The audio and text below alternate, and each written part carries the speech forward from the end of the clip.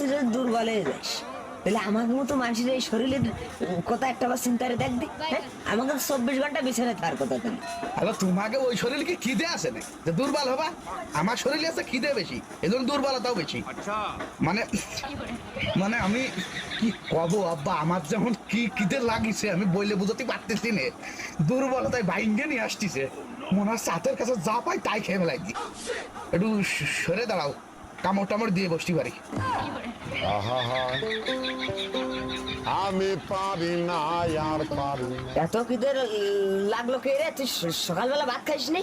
না খাইছি, সকালে ঘুমের তো উঠে একবার খাইছিলাম, আরে আধা ঘন্টা আগেও একবার খাইছি। তাও সে কিরম মানে খিদে কমতিছে না। আমি হয়তো 2 দিন পরে মরবো। মানে বেলা 11টা বাজতে হলো না তো 2 বার খাওয়া গেছে, মানে তারপরে আবার তোর খিদে লেগেছে। বাজান তোরে আমি একটা কথা কই, তুই ঘাস খা, ঘাস খা, তোরে ভাত খাই